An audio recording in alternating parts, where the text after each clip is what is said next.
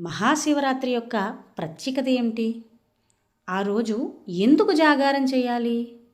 అసలు శివలింగం ఎలా ఏర్పడింది?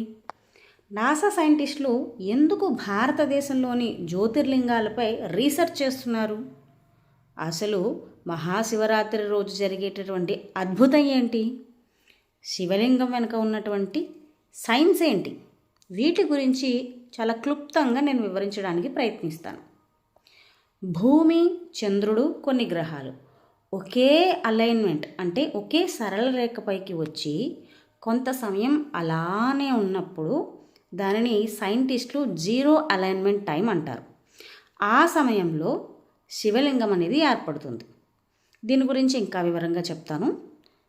ఆ సమయంలో మనం చేసే ధ్యానం వలన మన ఊర్జ అంటే ఆరా గురుత్వాకర్షణ శక్తి ప్రభావం వలన భూమి వైపుకి అంటే కిందకి కాకుండా ఆకాశం వైపు అంటే విశ్వం వైపుకి చాలా సులభంగా లాగబడి యూనివర్స్తో మనకి కనెక్షన్ అనేది కుదిరేలా చేస్తుంది.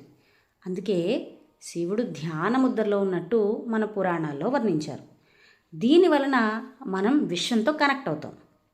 ఆ రోజు ఉపవాసం, జాగారం చేయడం వలన ఆ ఎనర్జీని రిసీవ్ చేసుకోవడానికి మన శరీరం సిద్ధంగా తయారవడం కోసమే ఉపవాసం, జాగారం చేయమని ఋషులు వర్ణించారు. శివలింగం అంటే ఒక యాంటీనా. అవి యూనివర్స్ యొక్క ఎనర్జీ రిసీవర్స్. శివలింగం ఒక 8 ఫీట్ సాయిడ్ ఆకారం. అది బ్రహ్మాండంలోని కాస్మిక్ ఎనర్జీని అయస్కాంత తరంగాల ద్వారా ఘనీభవింపచేసుకునే ఆకారమే శివలింగం.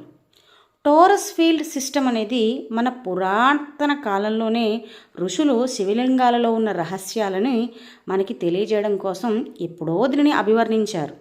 అంటే దాని అర్థం శివలింగంలో శివయ్య ఉంటాడు, మనం చెప్పే ప్రతీది వింటాడు. అంటే మన ఆరాని అంటే మన ఊర్జ కోసం ప్రత్యేకంగా తయారు చేయబడినటువంటి ఆకారమే శివలింగం. ఎప్పుడైతే మనకి శివలింగంతో కనెక్షన్ అనేది ఉంటుందో శివలింగానికి అభిషేకం చేయడం, పూజ చేయడం వలన మన కోరికలు అనేవి యూనివర్స్కి అందుతాయి. అందుకనే ఆ రోజు ప్రత్యేకంగా ఆ సమయంలో అభిషేకం చేయించుకోవడం అనేది చాలా ముఖ్యమైనటువంటి విషయంగా అభివర్ణించారు. ఈ శివలింగ ఆకారమే వలనే ఆరా కేంద్రీకృతమై మన ప్రాణశక్తితో లంకె వేసుకుంటుంది.